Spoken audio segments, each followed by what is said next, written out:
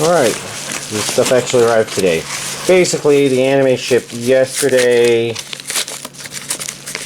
for some reason, and it arrived in Dallas-Fort Worth at around pretty close to 1 o'clock, which is a pretty good indication that it's not going to be here by a certain time, but it didn't show up at all because it was UPS, and I guess they just don't do that. Anyways, before we dig into the anime, let's do non-anime stuff. So Captain Marvel came out this week, and I decided to go ahead and pick up both a DVD and a Blu-ray version. I guess because I haven't seen it yet, and because it's Marvel Cinematic Universe, I decided to go with both options. And I also picked up Yoshi's Crafted World as well as Hollow Knight. Hollow Knight's kind of interesting because it has booklet stuff in it. Pretty cool. And I also got the parts and put together new computer. Pretty much its specs are well, it's got an Intel Core i9 3.6 GHz 8-core hyper-threading processor and 64 gigabytes of DDR4 memory. And those are the main things. It also has a 10 terabyte Western Digital Red, which is for NASA's. You know, that's network addressable shares, which basically means the drive is not supposed to be... It should handle dusty environments a lot better. Oh, nice. There's 2 layers. Anyways, as you can see from the front of Naruto Shippuden here, DVD set 38 is starting to deal with the characters being less ninja-y, I guess, and more end-of-series-y.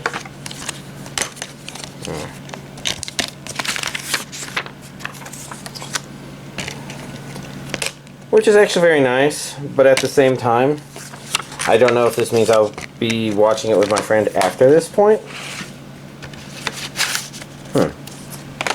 And then next up we have Hazuki's Coolheadedness complete Season 2 complete collection, DVD and Blu-ray versions.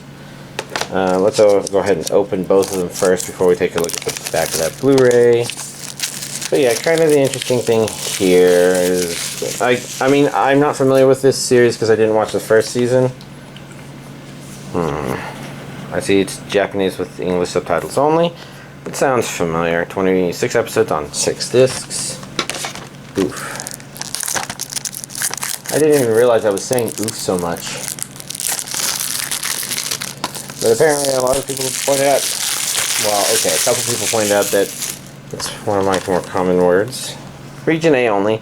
I think that's expected because if it had a dub, maybe it would have been cross. Anyways, this one is on 3 discs.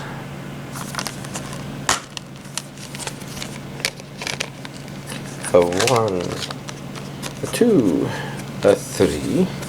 And I guess before we go too much further, let's look at the DVD version and see if we've got shared artwork. Because it's pretty common. And that's one of the interesting things that I can do is show you. It looks like we've got the same first, same second artwork, same third, and so in this set, 4, 5's pretty, and 6 is actually kind of pretty too. I like the artsiness of them. Very Japanese art styles, I guess, or kind of modeled after classical Japanese paintings. Anyways, here's this week's anime DVD collection update. So, I finished Darling in the Franxx. And I guess the ending wasn't as bad as I thought would be based on some of people saying it had a bad ending. But I can also say it's a very weak ending for sure. I mean, the series itself kind of has some interesting promise to it. And I guess the real problem with the ending is it doesn't really leave you feeling fulfilled. And it isn't even just the ending that does it. It's kind of all the stuff leading up to the ending. So the reveal of what's really going on there, which you kind of suspected isn't what was being told to the kids, and thus us, the audience, through the kids, is it's okay. It's a little strange in some ways, and it does set up some things for the actual finale stuff, but for the most part it kind of goes a little back and forth on some stuff. It kind of changes direction. It then does that thing, and then they have to do that, and the problem is that it didn't quite build up to what it was ending to, and because it kind of was doing something slightly different, it didn't feel like there was a complete catharsis in terms of, you know, what actually happened. Which is why there were good ideas in there, but I think I've mentioned before where sometimes anime will be like, oh, this is a good idea, so I'll just do this, and it doesn't make sense. So Darling in the Franxx isn't quite there, but it's more like, oh, this is a good idea, but it felt like it was either kind of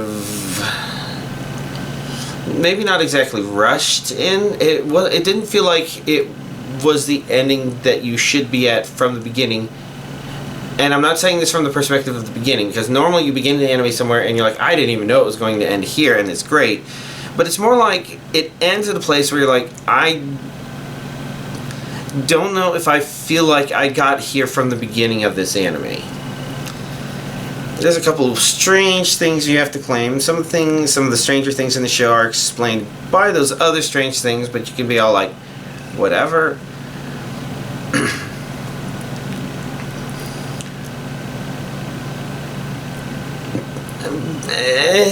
Yeah. And yeah, it's kind of hard to say in details without really spoiling it. So it wasn't a horrible ending for sure. It just wasn't really that great of an ending. It ended,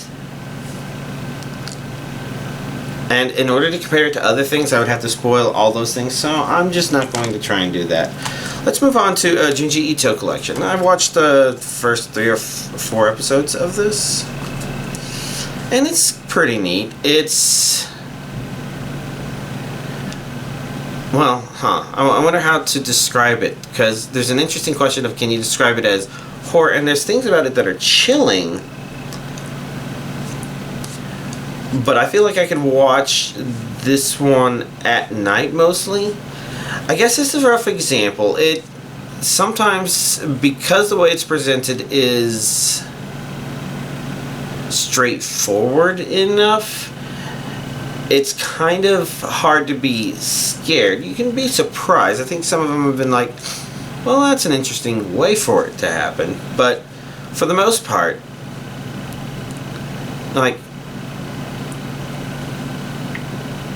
it kind of lacks some of that make yourself afraid of things, and then it's just simply kind of raw sometimes. And sometimes it's kind of absurd. It's not bad. It's really neat horror imagery. And I think that's something that Junji Ito is really known for. To talk about anything beyond that, I don't know. But, overall, it's neat.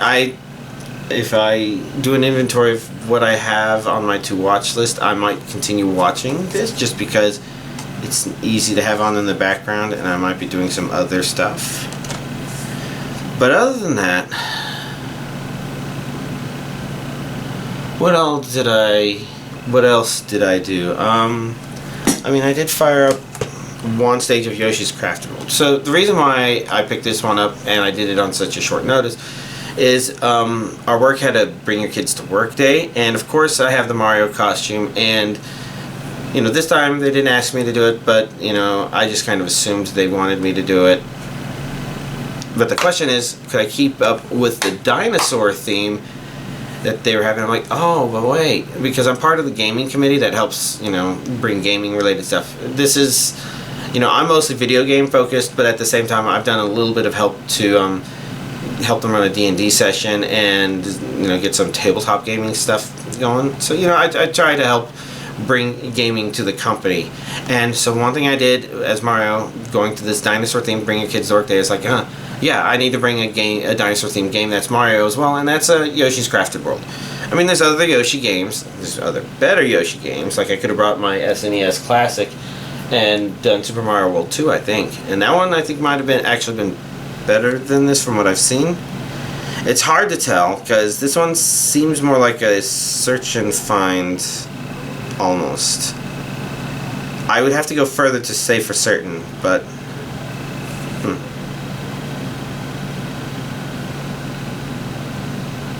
interesting. But, you know, it was good. It was okay doing that much. I also, with my brother, who I'm catching up on Marvel Cinematic Universe stuff, we watched Ant-Man and Captain America Civil War, which I guess were pretty the same for me. Yeah, most of my focus has actually been on just lots of little stuff to do, like in Monster Hunter for the stream yesterday. I prepared that armor set because I thought everybody else might, so I wanted to at least keep up with them and best case pull ahead of them in a little bit, just put a little time into it. The computer, obviously I've been assembling that. You know, when you assemble a computer, you know, completely from scratch, if you've never done it before, in my experience, the things that there are a couple of things that catch you by surprise in terms of how long they take. One of them is figuring out how you're supposed to attach the custom heatsink that you bought. Because if you buy the one that comes, if you buy a CPU that comes with a fan, it's going to be a dinky little fan, but it's going to be pretty straightforward. Clunk, clunk, get it on there. But when you buy one that's, you know, bigger and passes air better and cools the CPU better and is usually quieter in general, usually you spend a lot of time looking at the instructions saying, what the fuck is this even telling me to do? And then you finally start figuring out, oh, okay, well, this box applies to everything that you do, but this one is for Intels of these kind of sockets, and this one is for an Intel of that kind of socket, and these ones are for AMD, and then you go back to shared stuff. Okay. And then you have to line it up and screw it in and all that stuff. But that takes us... I'm surprised how long that always seems to take. The other thing that's always long, and this one I always expect it to take a while, is plugging all the plugs into the motherboard, because, you know, you're always, okay, I'm pretty sure that's the USB 3. Let me double check in the manual. Yes, that's the USB 3. The USB 3 front header. Let's plug it in. Bam. Front USB 3 stuff plugged in. Alright. HD audio. Where's the HD audio? Oh, it's these pins over here. There's not a plastic thing around it. So it's these ones floating in the air here. There's the empty spot. There's the thing. Okay, that plugs in. This would be the CPU fan. You know, I don't think the CPU fan needs to be plugged into the fan thing labeled CPU fan, but as a general precaution, it seems like a good idea to do just in case, because it kind of indicates it might be able to control it a little bit better depending on the state of the CPU. It's like, you know, there's always a lot of things, and then I didn't even mention the buttons and LEDs on the chassis, because those are almost always a bunch of floating things that you have to plug those in and those in and those in and that in and that in, and they're really small, and they're making all the chassis out of black metal and black plastic, and they're making the motherboards out of black, and so everything's just black and you can't see a damn thing in there. It's also surprising how long it took to put the hard drives in. I did that separately, but that always comes down to, oh wait, how do they set those up again? Oh yes, okay, here we go. And you know, you kind of have to reverse engineer your chassis a little bit, which is not too bad, but it's sometimes when you don't remember the stuff, there's a little back and forth in doing things, especially while you're watching Captain America Civil War. Anyways, long story short, oh yes, and then of course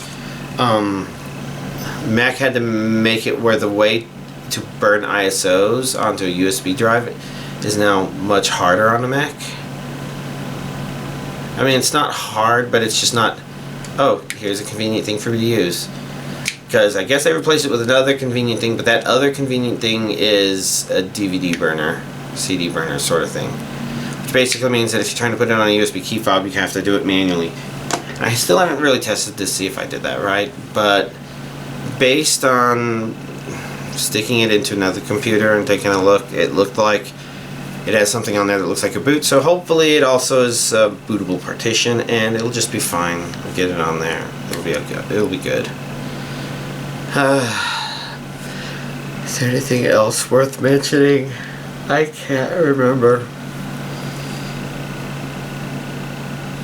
Yeah, nothing's coming to mind. I guess watched more episodes of Superman the Animated Series, which is fine. Assuming I'm remembering that I even watched it. Yeah, we watched it. Didn't get together with that friend. Spent a lot of time chillaxing. Alright. I guess that's everything for this week's update. Y'all, have a nice week.